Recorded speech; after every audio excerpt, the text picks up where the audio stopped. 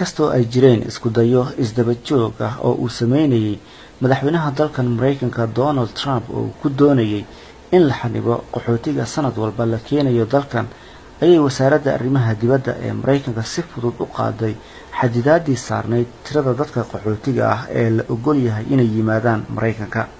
3 toddobaad ee bisha May waxaa Mareykanka la keenayay 830 ruux toddobaadkiiba, laakiin bisha June ayaa la rajeynayaa in tiradaasi ay laba jibaar noqoto, waxaana la sheegay in isbuuc walba la keeni doono 1500 oo qaxooti ah.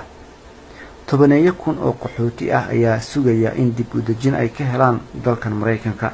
wasaaradda arrimaha dibadda ee Mareykanka ayaa go'aankeeda ku gudbisay fariin email ah ee ay u dirtay hay'adaha qaxootiga kala shaqeeya howlaha soo qaadista dadka ee 2 sano qaadata.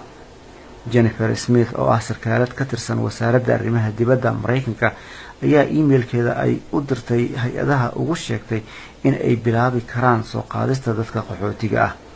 go'aankan wasaaradda arrimaha dibadda ee ku saabsan keenista qaxootiga waxa uu soo baxay isla maalintii ay maxkamadda racfaanku ku gacan saartay go'aan madaxweyne Trump uu ku doonayay in si ku meel gaar ah loo joojiyo qaxootiga 6 dal oo muslimiin ah. Trump ayaa dabayaaqadii bishii January ee sanadkan saxiixay amar madaxweyne oo diidaya in Mareykanka ay soo galaan qaxooti u dhashay dalalka Soomaaliya, Suudaan, Yemen, Liibiya, Suuriya, Iiraan iyo Bakistaan. Iraq oo markii hore liiskaasi ku jirtay ayaa markii dambe laga qaaday xayiraadii lagu soo rogay dadkeeda in ay soo galaan waddanka Mareykanka.